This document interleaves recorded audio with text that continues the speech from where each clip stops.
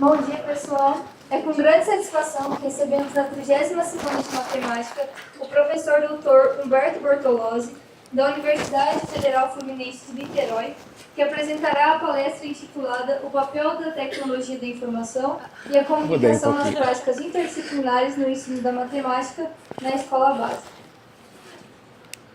Alô? Alô, alô. Bom dia a todos. Eu começo minha fala agradecendo ao Cláudio, ao Vanderlei e à comissão organizadora pelo convite e pela oportunidade de falar aqui para vocês, né? Então mudei ligeiramente porque TICS é uma coisa tão ampla, né? E aí eu vou focar mais nos recursos computacionais mesmo, digitais, né? E qual é o objetivo dessa palestra? Mostrar dois exemplos de como que o uso de recursos computacionais viabiliza e potencializam práticas interdisciplinares. Então eu tenho alguns trabalhos e aí eu percebi que uma constante neles era tratar de assuntos e como o uso de tecnologia conseguia potencializar as conexões, né, da matemática e da interdisciplinaridade, né? Como só tenho 50 minutos, eu vou fazer um pouquinho mais rápido do que eu normalmente faço. Sabendo que era 50 minutos, eu tive que cortar vários slides ontem à noite, tá certo? Então assim, tem todo esse material que é um pouquinho mais devagar para ser trabalhado em sala de aula, né? Com o acompanhamento do aluno, tudo direitinho. Aqui vai ser mais um panorama para vocês pegarem a ideia. Então vou começar com o exemplo 1. Esse exemplo 1, ele veio lá de 2007, com um projeto do MEC para financiar a produção de materiais digitais, né? E aí a UF entrou nesse edital, e a gente tinha que produzir softwares, coisas de áudio, vídeo, etc. Aí, isso para o ensino médio. Aí eu pensei assim, né? Bom, estatística. O que a gente pode bolar para estatística? Quem é estudioso da parte de estatística diz que você tem que usar dados reais. A experiência do aluno é maximizada quando você usa dados reais. Por outro lado, coletar dados reais não é uma tarefa simples, tá certo? Se você for, por exemplo, numa sala querer medir a altura, tá certo? Ou a envergadura dos alunos, isso vai demorar muito tempo. Aí eu pensei assim, será que não tem algum lugar, será que não tem algum sistema que pudesse coletar dados reais, né, e de maneira fácil, né, rápida, né? E aí que a gente bolou esse programinha aqui, que eu vou mostrar para vocês. É um programa que a gente desenvolveu lá na Universidade Federal Fluminense, e o que ele faz vou mostrar ele em ação, né? Você tem uma área aqui, você cola um texto, qualquer texto, tá certo?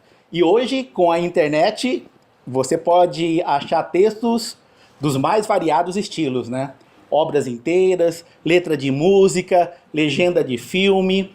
Então, conseguir dados para alimentar esse programa é muito fácil com a internet, ok? Então, vou mostrar ele aqui para vocês apreciarem como que um recurso tecnológico, no caso um software, né? Ele potencializa, né? Tá aqui o programinha, tá certo? Aqui está o hino nacional, tá meio embaçado, depois eu vou dar um zoom aí para vocês, tá certo?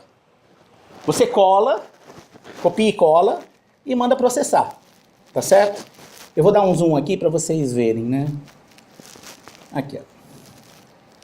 Sabe quantas letras tem o hino nacional? 1.125. Quantas vogais? 533. Aproximadamente 50%. Quantas consoantes? 592. Aproximadamente 50%. E aí você já começa a perguntar, né? Será que esse meio a meio é uma característica do hino nacional?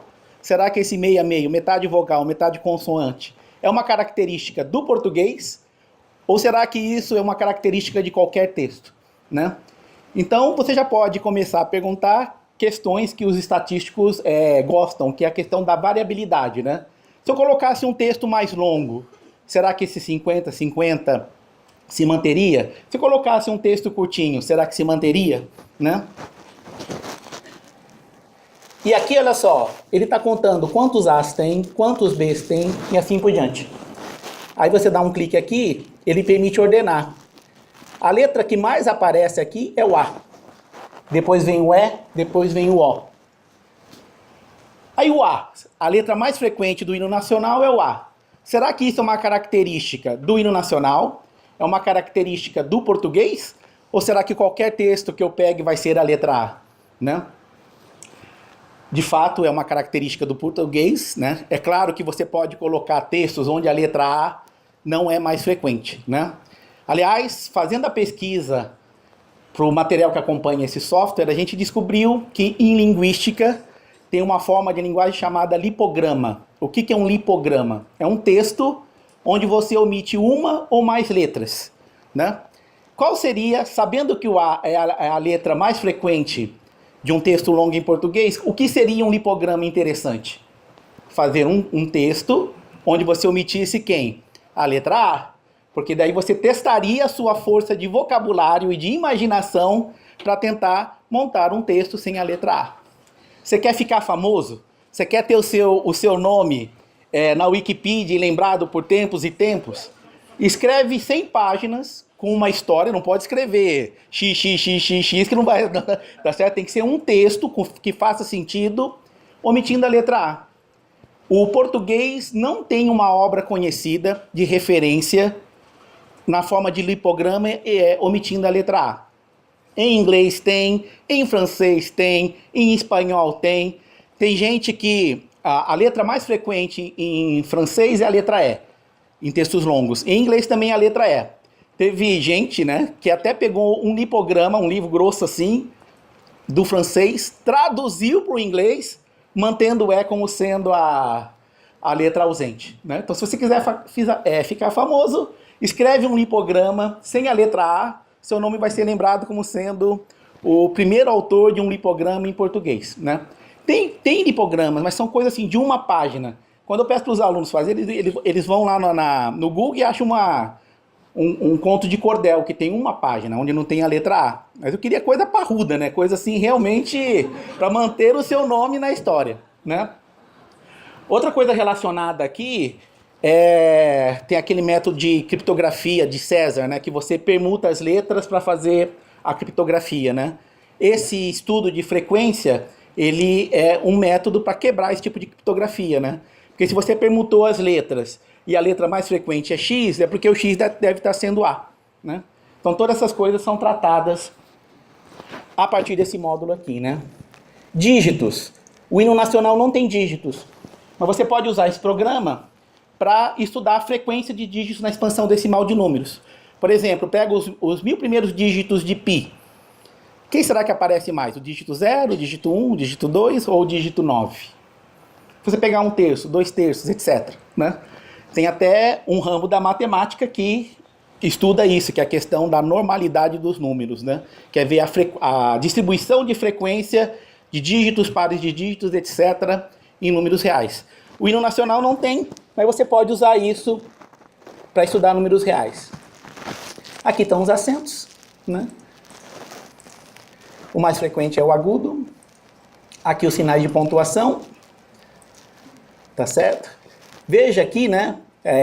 Que exclamação tem, interrogação não tem, né? Claro, né? No hino nacional você não vai colocar dúvidas. Hinos nacionais têm que ser afirmativos, né? Tem gente que usa software dessa natureza para fazer análise de discurso. Então você pega lá o discurso do Barack Obama e vê se ele fala muito de si, se ele fala mais da pátria, se ele é mais afirmativo ou é mais interrogativo, né? Tá se perguntando se é salve, salve mesmo ou salve, salve, né? Então, a análise estatística de texto é usada como uma das ferramentas para fazer análise de discurso. Então, não sei se eu estou querendo mostrar a interdisciplinaridade, né? Você está pegando um software e aí vários fiozinhos vão se ligando a ele, né? Por conta do recurso que ele tem, né? Aqui tem os períodos, tem 16 períodos. O período mais longo tem 28 palavras. Aqui tem a distribuição do número de palavras por períodos, né? Tem 250 palavras, o hino nacional. A média do número de letras por palavras é 4,5. Em geral, textos longos têm essa média e essa mediana, né? É difícil você achar textos que tenham palavras muito longas, né? Estou indo rápido porque só tenho 50 minutos, senão eu demorava um pouquinho mais. Aqui é interessante, né? Aqui ele conta cada palavra diferente, né? Então vou vou ordenar. Então, a palavra que mais aparece aqui é Brasil, depois tem o E, depois tem o O, depois tem o pátria e assim por diante. Então, essa é a distribuição das palavras, né? Deixa eu voltar aqui para a minha apresentação. Vocês acham que quando você escreve um texto em português, tem uma lei matemática conduzindo a mão de vocês? Então, vou para a pesquisa, né, para esse software, e descobriu que tem uma lei matemática conduzindo a sua mão, né? Então, por exemplo, pega Dom Casmurro, joga lá no programa. Aliás, isso é uma outra coisa bacana do software, né? Em geral, o aluno faz estatísticas com poucos dados. Com esse software, você consegue colocar livros inteiros. Aí é Big Data, tá certo? Você está pegando estatística com muitos dados, né? É uma experiência difícil do aluno ter acesso. E a tecnologia dá acesso a isso ao aluno. Então você vai lá, ó. A palavra Q é que aparece em primeiro lugar, a palavra A em segundo, a letra E em terceiro e assim por diante. Então você cria uma tabela onde você coloca a posição, o rank, né? E a frequência com que essa palavra aparece. Aí você cria uma tabela paralela, onde você tira o logaritmo da posição e você tira o logaritmo da frequência. Tá certo? E aí você vai e plota esses pares ordenados. O que você vai ver é isso aqui. Tá vendo que os pontinhos se aproximam de uma reta? E essa reta, ela sempre tem o coeficiente angular próximo de -1. Então, textos longos têm essa característica. Então, tem uma lei matemática quando você escreve em português, né? Aliás, não só em português, né? Se você vai para inglês, aqui está Romeu e Julieta. O coeficiente é próximo de -1 também. Pega Dom Quixote, de Miguel de Cervantes, em espanhol, também é próximo de -1. Né?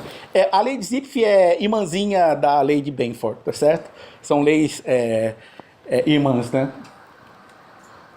Aqui está Hamlet em Klingon. Você fala, ih, falhou, né? Mas é porque foi escrito em Klingon. Alguém conhece os Klingons? Já ouviram falar dos Klingons, de Jornada nas Estrelas? Tem no Netflix aí todas as séries. Então, essa linguagem aqui, ela é uma linguagem que é artificial. Ela foi criada para os filmes, tá certo? E por ser artificial, ela não satisfaz a lei de Zipf. Então, quando você descobre uns escritos esquisitos e quer fazer um primeiro teste para saber se isso é realmente uma linguagem natural, ou foi alguém que lá, sei lá, pintou qualquer coisa, né? Você passa o filtro da lei de Zipf, tá certo? Então veja, né, como que tem várias conexões. Criptografia, identificação de autoria, por exemplo, usando software desse tipo, conjectura-se que foram 4 pessoas que escreveram a Bíblia, né? Análise de discurso, lipogramas, leis de potência, né? Porque isso aqui é uma lei de potência, né? A frequência da palavra, né, ela decai de acordo com uma constante sobre x, né? Números normais, sequenciamento de DNA, na verdade qualquer forma de texto que você tenha, você coloca aqui, você pode estudar os padrões, né? Então, é curioso que isso seja desconhecido na área de ensino de matemática e estatística, né? E como que a tecnologia libertou, né? O Zipf essa lei de Zipf, o Zipf era um linguista norte-americano. Naquela época os computadores não estavam tão acessíveis. Sabe o que ele fazia para contar as palavras? Os alunos de pós-graduação, de mestrado e doutorado, ele colocava para contar as palavrinhas. Então o advento da tecnologia foi a lei de alforria dos estudantes de pós-graduação que tinham que ficar lá contando as palavras para ele, né? Tá certo? E é um software, né, que se alinha com o que os estudiosos de ensino de estatística põem, né? Usar dados reais, usar a tecnologia para desenvolver e compreender conceitualmente, analisar dados, perceber o papel da variabilidade, né? Coloca o texto mais curto, textos mais longos, enfatizar a alfabetização estatística, desenvolver o pensamento estatístico e promover a aprendizagem ativa na sala de aula. Então, esse é um exemplo que diz assim, será que um futuro professor tinha que saber dominar recursos digitais? Recursos digitais são importantes? Então, um exemplo que eu costumo dar é esse aqui, porque ele dá acesso a experiências que você não teria de outra maneira, tá certo? Ficar contando palavras, ninguém ia fazer na mão, tá ok? Então, eu vou para o exemplo 2, O exemplo 2 foi em volta de 2012 e foi uma encomenda da Secretaria de Estado lá da Bahia, né?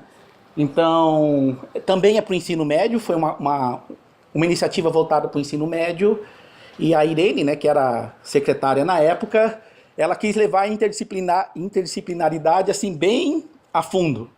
Tanto que, para a elaboração desses cadernos, né, a gente se reunia nas equipes multidisciplinares. Tinha 3 professores de matemática, 3 professores de química, 3 professores de química, 3 professores de sociologia, 3 professores de filosofia. Todas as áreas que tipicamente aparecem no ensino médio estavam lá reunidos para tentar elaborar esse material paradidático para o ensino médio, né? Então, eles queriam um programa estruturante. Aí aparecem todas as palavras bonitas. Interdisciplinar, transversal, ética, estética, política, contextualizado, experimentação, simulação, participação ativa dos alunos e professores, uso intensivo de recursos computacionais. Então, eles falaram, ó, a encomenda é essa e tem que ter essas palavras, tem que ter essas características, né? Eles colocaram uma restrição a mais. Assim, para cada bimestre teria um tema, né? Então, água e meio ambiente, saberes e profissões, saúde e sociedade, ciência e tecnologia. E aí eles colocaram mais uma restrição. Você teria que, por exemplo, em saberes e profissões, desenvolver esse tema com o que é ensinado lá na Bahia no ensino médio no segundo bimestre. Tá certo? Então, o que me coube foi falar do tema que é saberes e profissões, e o conteúdo que é ensinado no segundo bimestre, no terceiro ano, lá no ensino médio da Bahia, era funções trigonométricas, né? Então, do tipo assim, ó, eu escolho a música, eu escolho o instrumento e você toca. Então, a música é a quinta de Beethoven e seu instrumento é a caixinha de fósforo. Aí você tenta tocar a quinta de Beethoven numa caixinha de fósforo. Eu senti mais ou menos assim, né? Então, como que você desenvolve, né, esse tema? E lembrando que tem que fazer isso com todas aquelas palavras bonitas. Então, o que eu vou apresentar para vocês, de novo, eu vou mais rápido do que seria. Eu cortei algum material para poder caber dentro dos 50 minutos, tá? Aí eu resolvi falar de análise de Fourier, tá certo? E o que eu vou agora apresentar para vocês é mais ou menos o percurso que está lá no livro do aluno. Mais ou menos, estou cortando coisas. A gente começa dizendo que a análise de Fourier é usada no estudo de sinais. Sinais é um sinal é uma outra palavra para função. Sinais, então, são funções que trazem consigo informações sobre o comportamento ou a natureza de um fenômeno que varia com o tempo ou com o espaço. Está lá no livro do aluno. Então, um exemplo de sinal é o som. Está lá tocando o violino, o som é captado pelo microfone, que vai para o computador e transforma isso numa função. Tá certo? Essa função está carregando uma característica que é o som do violino. Então, você gerou uma função que representa algum tipo de fenômeno que varia com o tempo ou com o espaço, tá certo? E é claro que existem muitos outros exemplos de sinais, né? Então, por exemplo, os batimentos de um coração. Quem já fez um eletrocardiograma está vendo um gráfico de uma função aqui que varia com o tempo, né? As pessoas usam a análise de Fourier para estudar esses eletrocardiogramas, né? Ondas sísmicas, tá certo? Então vocês já devem ter visto isso também em filme, né? Tá lá o terremoto, aí começa a aparecer sinal. Vocês estão vendo que é uma outra função? As pessoas usam a análise de Fourier para estudar fenômenos sísmicos, né? As vibrações moleculares em amostra química, né? É impressionante como o pessoal de química usa a análise de Fourier, né? As variações do valor de uma ação na bolsa de valores também é uma função, você está vendo, né? Sobe, desce, desce, sobe, sobe, sobe, desce, desce, desce, desce, desce, né? Tá ok? As pessoas também consideram usar a análise de Fourier. Toda vez que você tem uma função, você tem um sinal, você pode considerar a análise de Fourier para estudar esse tipo de fenômeno.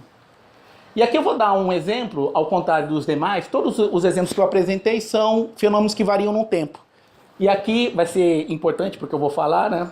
Tem um exemplo de sinal que varia no espaço, né? Então, por exemplo, pega uma imagem digital. Uma imagem digital é uma função de duas variáveis, tá certo? Então, você tem aqui x e y, né? E aí, para cada posição, você tem um valor, né? 1, porque está todo branco. 0, porque está todo preto. Ou se você tem cores, você tem uma graduação, né? Então, você tem uma função, só que essa função, ela não varia no tempo, ela varia no espaço. Depende do pixel que você está considerando na imagem. a análise de Fourier é usado em processamento digital de imagens, tá certo? Então, tudo isso para mostrar que a análise de Fourier, né, as funções trigonométricas, tem tudo a ver com saberes e profissões, que era o tema do bimestre, né? Então, eu queria mostrar que esse saber era um saber que era compartilhado por muitas profissões. E aí, para deixar isso bem claro e posto, lá no livro tem esse parágrafo aqui, né? Sobre a importância e abrangência do tema. O trabalho científico de matemático mais citado de todos os tempos trata justamente da análise de Fourier. É o artigo de matemática mais citado, trata de análise de Fourier. 3/4 dos prêmios Nobel em Física foram ganhos com trabalhos feitos usando ferramentas e conceitos de análise de Fourier, né? O Prêmio Nobel de Química de 85 e os Prêmios Nobel de Medicina de 62, 79 e 2003 também estavam relacionados com a análise de Fourier. Então, de fato, a análise de Fourier é um conceito matemático que é usado por muitas profissões, né? E a proposta desse caderno era fazer uma introdução ao tema, né? Aí se concentrando na questão dos sons, usando o som como um ambiente de laboratório, né? Então a ideia, digamos, a pecinha super básica de análise de Fourier é você olhar a função trigonométrica, né? Oi? Vamos ver. Alô? Isso. Então a gente vai fazer toda uma análise de y igual a seno de bx mais c, né? Ficou bem claro que a gente não ia apresentar a matéria, né? Esse era eu acho que a bateria está acabando. Alô? Alô? Sim. Esse material era para ser trabalhado no contraturno. Então, nos horários normais, se via a matéria de funções trigonométricas e no contraturno se trabalharia com esse material, né? Aí, a primeira atividade que a gente coloca para o aluno pensar, e eu vou colocar vocês para pensarem, é essa aqui, né? Você está num laboratório, sem correntes de ar, uma vela acesa é colocada em frente ao alto-falante que reproduz um som grave com volume e altura constantes. Então tem uma vela acesa aqui, né? Não tem corrente de ar, aí você liga o som, que se mantém com som grave e constante. A pergunta é, o que vai acontecer com a chama da vela? O que vocês acham que vai acontecer com a chama da vela? Vai? Tremer. Vai tremer. Alguém mais? Diga. Vai tremer na mesma frequência do som. Sim? Muito bem, vamos ver. Como trabalhar com fogo é uma coisa perigosa, então a gente não sugere que isso seja feito, mas a gente colocou vídeos, né, para mostrar esse experimento. Então vou mostrar aqui o vídeo para vocês. Não sei se o som vai estar muito alto, hein? Então não se assustem.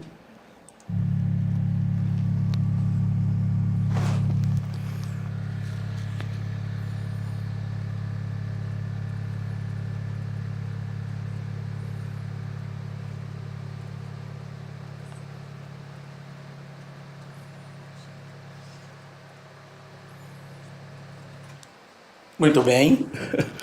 Tá tremendo, não tá? Agora, os estudiosos de física, quando aplicam isso no ensino médio, adivinha qual é a resposta mais frequente dos alunos do ensino médio?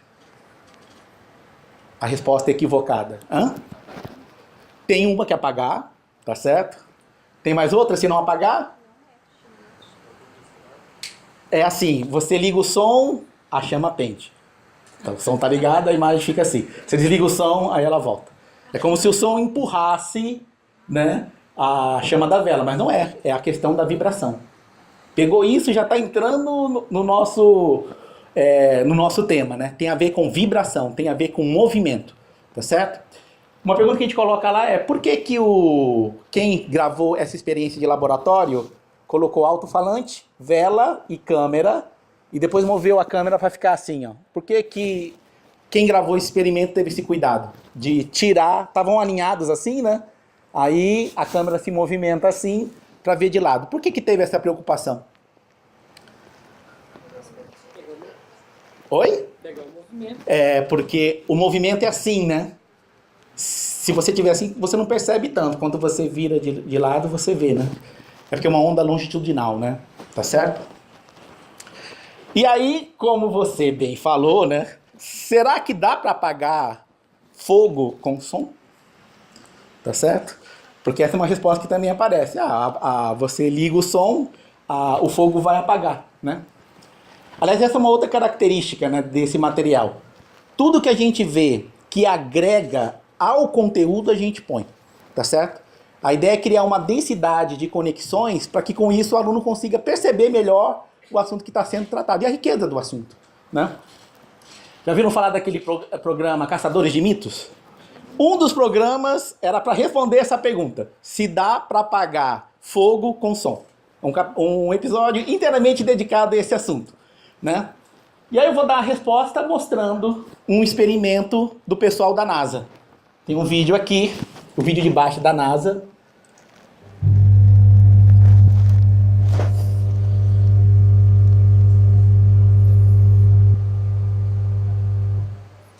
A resposta é que dá para apagar fogo com som, né? No Caçador de Mito, eles colocaram um microfone ligado a uma caixa de som e gritava assim, ah! Aí apagava o fogo, né? Você apagava fogo do grito, né? Agora a pergunta é, qual o interesse da NASA em querer apagar fogo com som? Por que que o dinheiro do contribuinte americano está sendo gasto em ver se você consegue apagar fogo com som? Diga? Porque o fogo ele pode ser criado de várias maneiras. Uma delas, quando estoura uma bomba. E aí eles utilizam do som. Se não tiver água por perto, eles podem utilizar alguma arma de som para apagar esse fogo sem precisar de água. Isso. E lá no espaço, água não é uma coisa que você tem por perto, né? O céu, o som, o ar você consegue circular, né? Mas a água não. O segundo motivo é que som, ele não é destrutivo. Se você joga água, tá no seu escritório, papel já era. Se for com som, vai estar tudo embaralhado, mas os papéis não estão destruídos, né? Outra curiosidade é esse aqui, né? Já viram falar do prêmio Ig Nobel? Tem o prêmio Nobel. Nobel todo mundo já viu falar, né? Tem o prêmio Ig Nobel, cujo objetivo é fazer com que as pessoas rirem primeiro e pensarem depois. Aí eu vou mostrar para vocês o ganhador do prêmio Ig Nobel da Paz em 2006. Então, usando o som, ele fez esse aparelho aqui. Esse aparelho, ele emite um som agudo, tá certo? Que supostamente só jovens conseguiriam ouvir. Então tem uma baderna, uma manifestação de jovens, tá certo? Aí vem os policiais adultos, que não são sensíveis a esse som, né? Aí eles vão e... Vocês querem ouvir o som? Testando o som, a gente fez aqui um teste, né? Aí eu não ouvi. Ah, eu ouvi, né? Então vamos ver aqui se vocês conseguem ouvir o som do mosquito.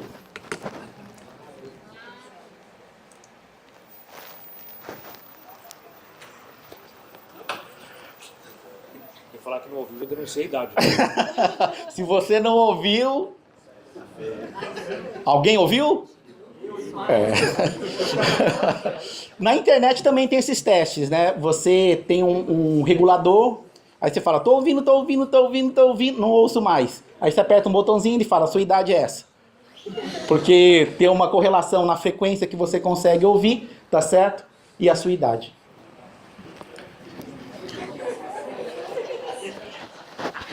Mas vamos lá.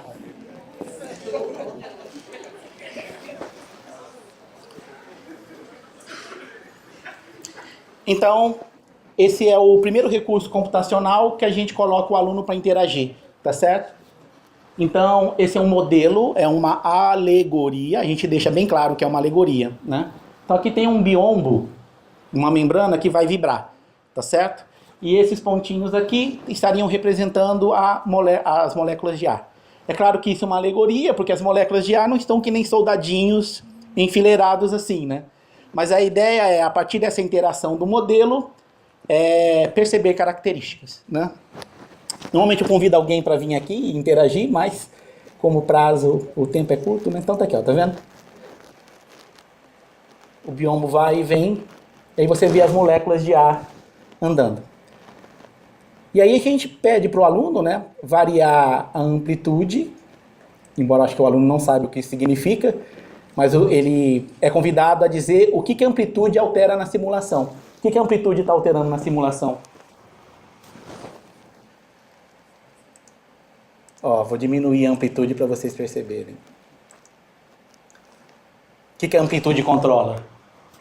o quanto que o biombo se afasta da sua posição inicial. Maior amplitude, maior ele se afasta. Mais ele se afasta. E aí, então, o valor de referência, tá vendo aqui? Agora eu vou mudar a frequência.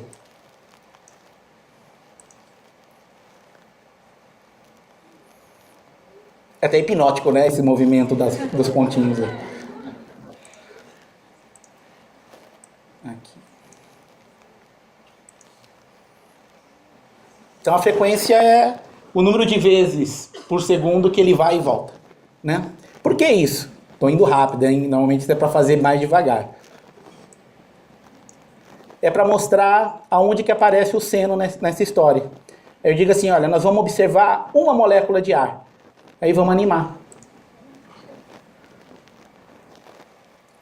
Então a função trigonométrica aparece aqui no sentido de modelar a posição relativa da molécula de ar com relação à posição inicial. Então as funções trigonométricas estão medindo vibrações, coisa que ele já percebeu no experimento da vela. Tá certo? Então é a tecnologia, de novo, a serviço aqui, né? A animação ajuda muito. Tem outra coisa, né, que é a frente de onda, né? Você tá vendo ali que parece que tem uma coisa andando assim, né? Quando você tá no avião e olha para o mar, não parece que tem coisa andando, né?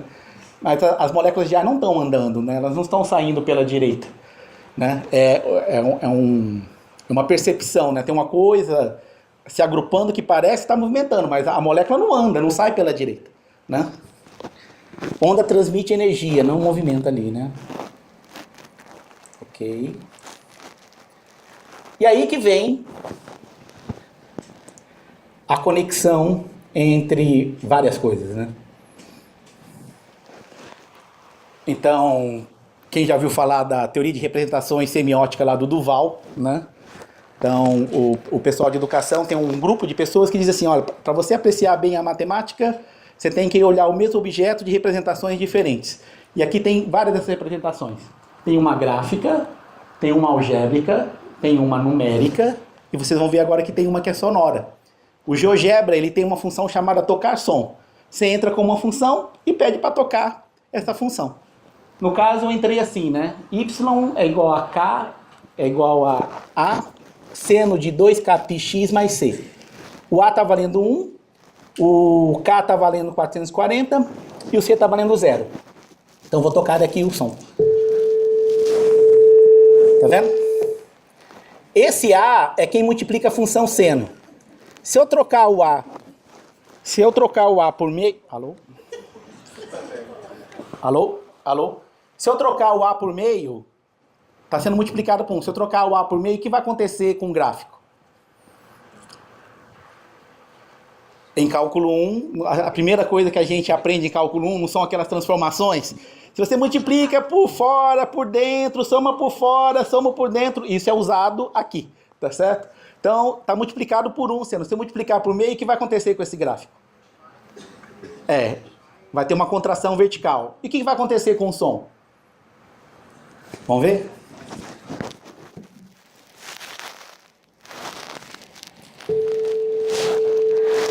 Vou colocar 0,1.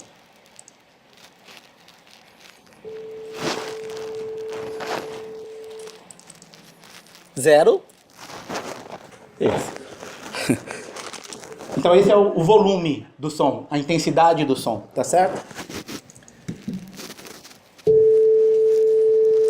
Aqui está 440. Se eu colocar 880, o que vai acontecer com o gráfico dessa função? Vai ficar um som mais agudo. Mas e o gráfico? Como que ele vai ficar? Vai ter uma contração horizontal. Vou trocar por 880. Tá vendo? E se eu colocar 220?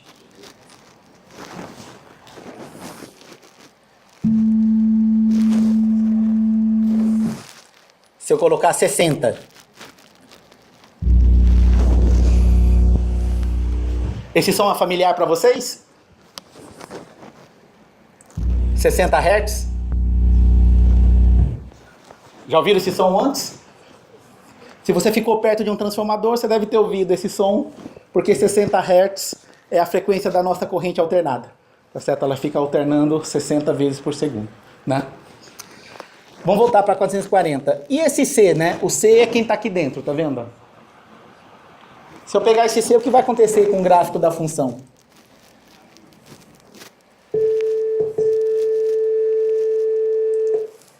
Se eu colocar 1, o que vai acontecer com o gráfico da função? Vai transladar. Para a direita ou para a esquerda? Para a esquerda, muito bem.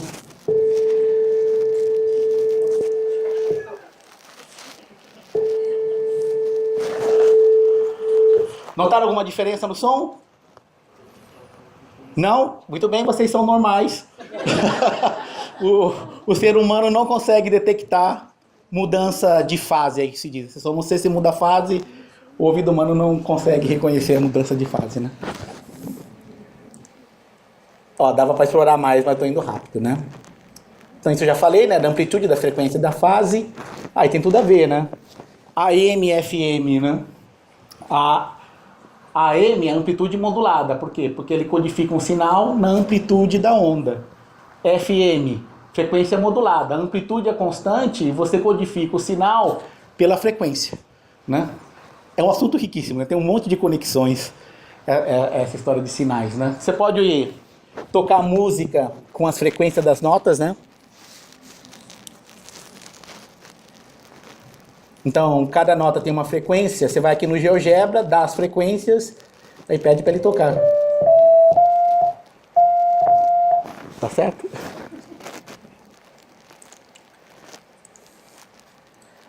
Eu já disse que o GeoGebra, acho que esse aqui também tá...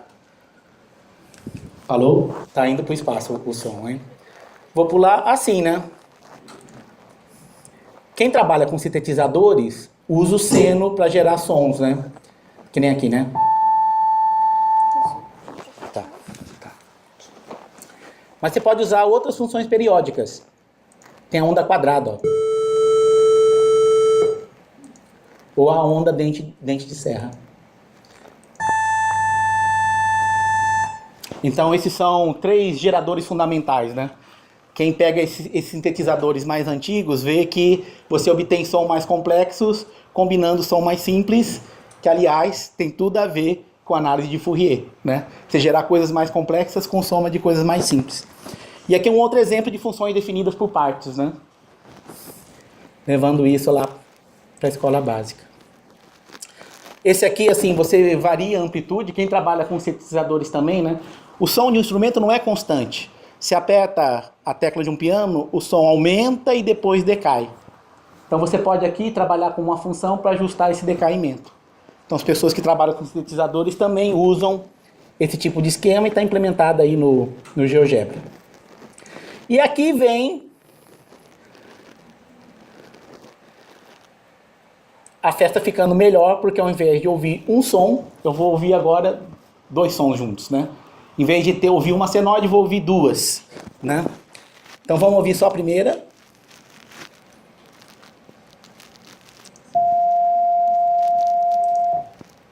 Vamos ouvir só a outra.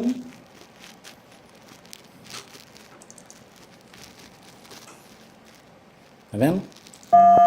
Opa, não. Vocês estão vendo as duas. Aqui esqueci de colocar o 0.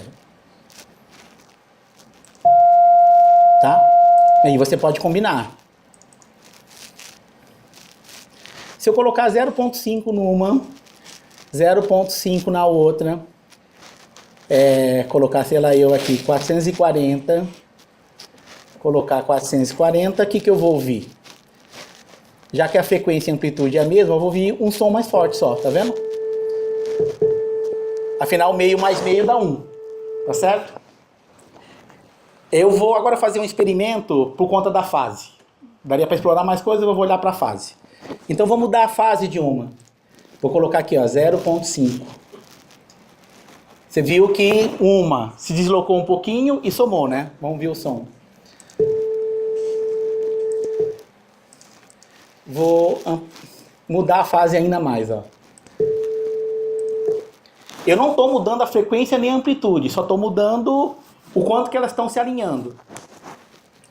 Vamos para 2.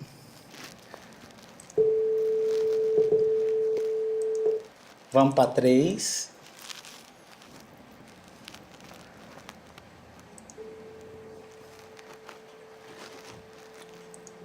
Vamos para 3.1.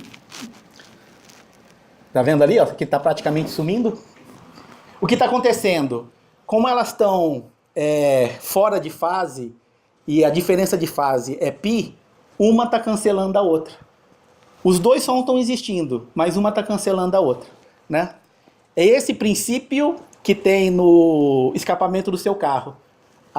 O comprimento do escapamento do carro é calculado de tal forma que quando o som vai, ele reflete e vem com a fase invertida. Aí quando ele volta cancelando o som que está sendo emitido. Então você está vendo a aplicação disso no escapamento do seu carro. Esses fones de ouvido caríssimos com cancelamento de ruído, o que eles fazem? Tem um microfone que capta o som do ruído e junto com a música toca um outro som que é invertido, né? Ou com fase, mudança de fase para poder cancelar o ruído, né?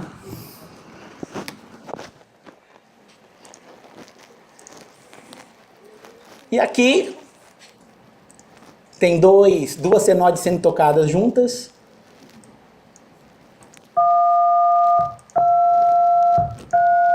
Conhecem isso? Já ouviram isso? Aonde? No telefone, tá certo? Então quando você aperta lá a teclinha, você está gerando duas senoides com as frequências que estão colocadas aí, né? Então tá vendo? Tem senoide no seu aparelho de celular, né? E aí vem as perguntas. Por que os engenheiros resolveram escolher duas senoides? Por que eles não fizeram com uma senoide só? Por que duas?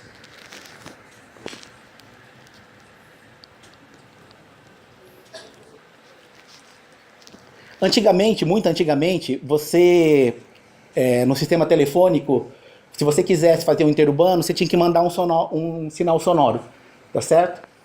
E aí poderia acontecer de alguém falando cantado, tá certo? Confundir o sistema. Se você não é um monge tibetano, você não consegue cantar duas notas ao mesmo tempo. Você consegue cantar uma só. Então essa era uma das vantagens, né? De você usar duas. O sistema não ia se confundir com você falando, né? Tem até uma história de um apitinho que vinha num cereal e as pessoas fizeram interurbano de graça usando esse tipo de som, né?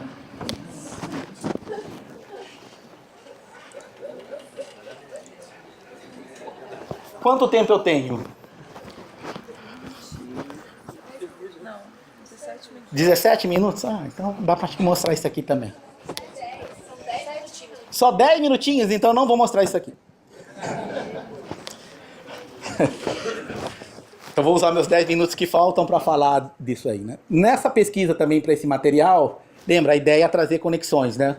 A gente descobriu que existe esse campo que se chama psicofísica, tá certo? E não é uma coisa assim esotérica, você fala, não, isso aí é uma coisa estranha, né? Psicofísica, né? A gente descobriu que é um campo de estudo muito importante. Porque tem uma diferença entre o que um sinal é, 440 Hz. Outra coisa é aquilo que o seu cérebro interpreta. Então, o que o pessoal da psicofísica estuda é como que os vários tipos de sinais, sejam sonoros, tá certo? Sejam visuais, sejam de gustação, seja até de tato, tá certo? Como que eles são interpretados. E tem uma diferença. O sinal matemático é uma coisa, o sinal como é interpretado pelo cérebro é outra. E para demonstrar isso para vocês, vamos fazer um experimento. Eu vou mostrar um vídeo aí, vocês vão fechar os olhos e vão me dizer se você está ouvindo mais uma coisa que lembra pá, tá certo? Ou uma coisa que lembra fá. Então, pá ou fá, tá certo? Depois nós vamos assistir o mesmo vídeo, aí vocês olhando, tá ok? Então gostaria que vocês fechassem os olhos, olhassem, não pode olhar para a tela. Você fala, que palestra de matemática é essa, né? Mas sim, é impressionante. Então eu vou tocar aqui, tá? Vou aumentar o som.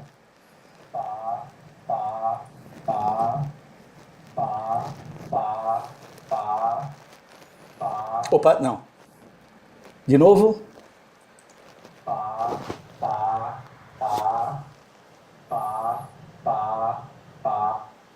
E aí, tá mais para pá ou tá mais para fá?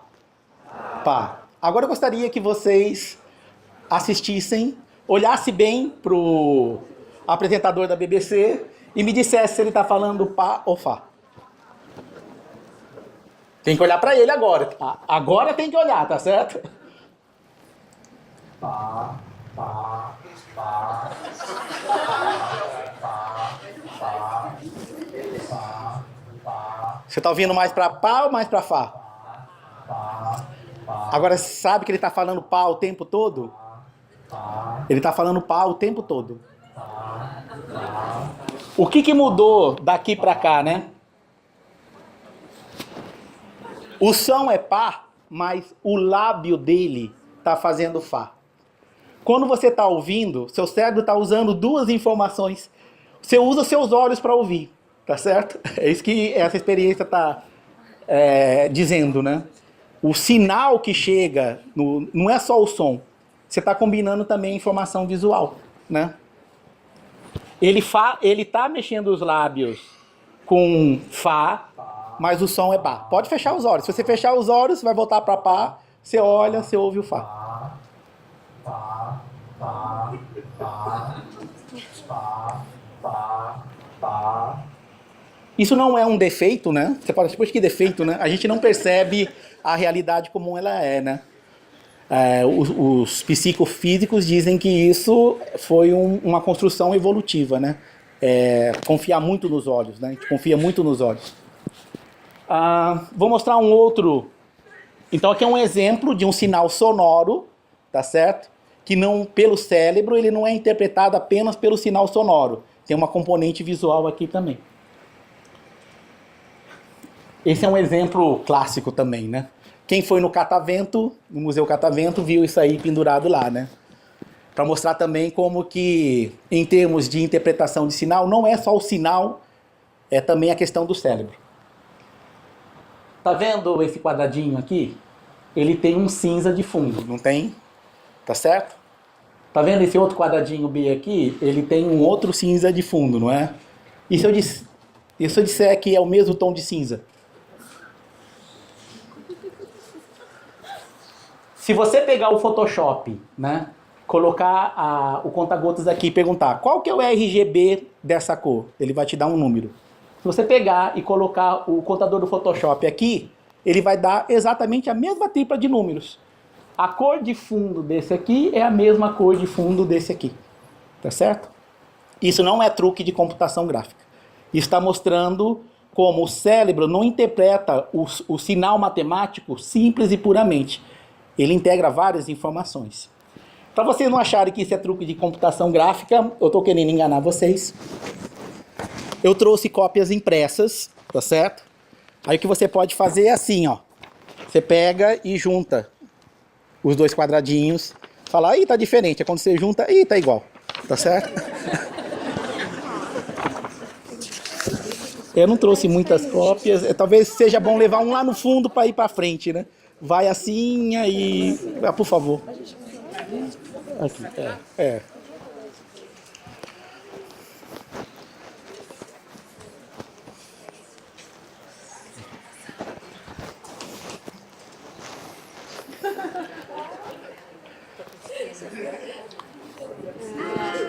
Então não é só... Isso aqui é um sinal, né?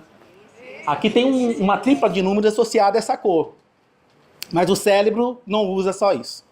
Vou mostrar outra coisa que é mais impressionante isso. Descobri acho que isso há um mês. É esse vídeo aqui, ó. É um quadradinho de papel. Tá certo? Acho que tem que tocar o vídeo, né? Senão...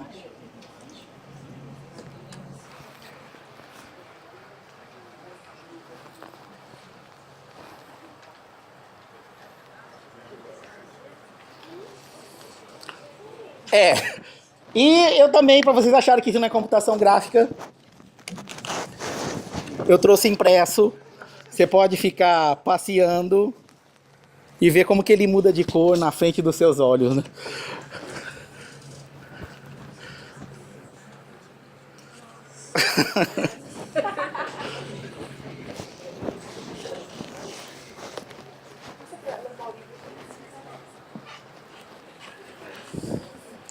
Isso.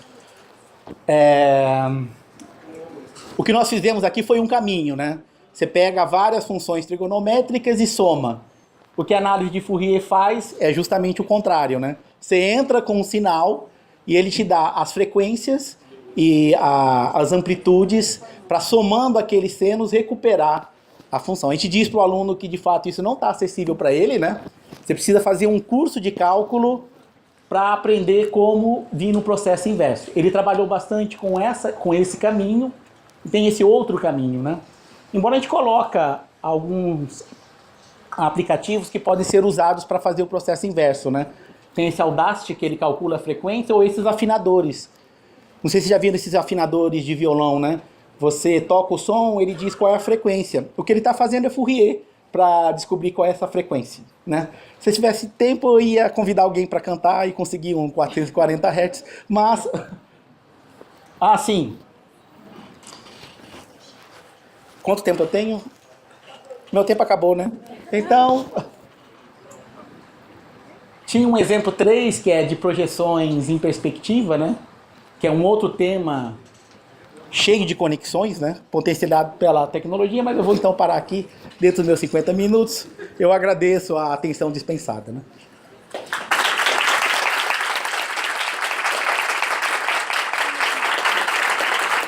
Muito obrigada, professor. Alguém tem alguma pergunta ou comentário?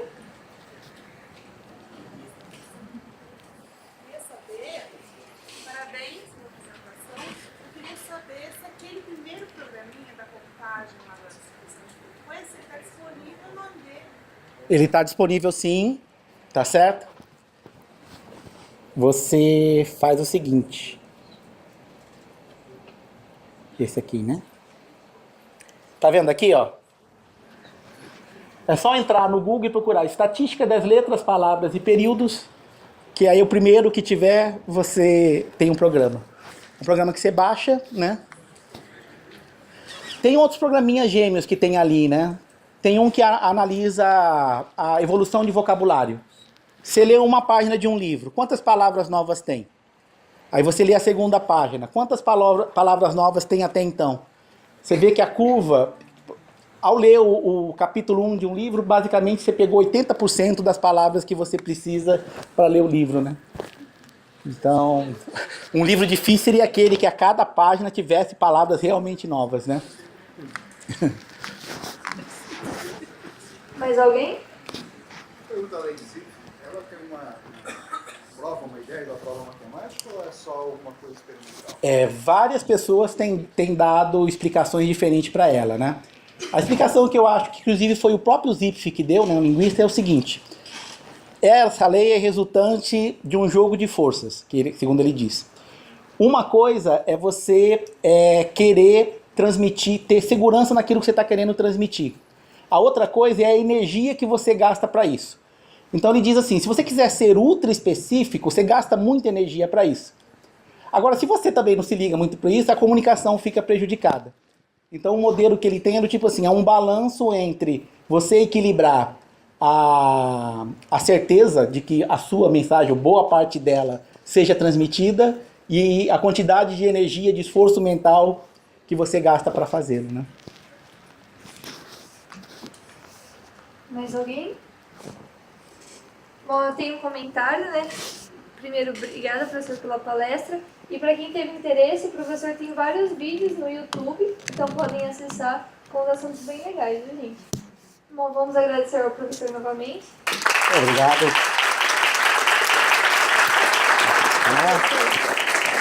Muito obrigado, valeu.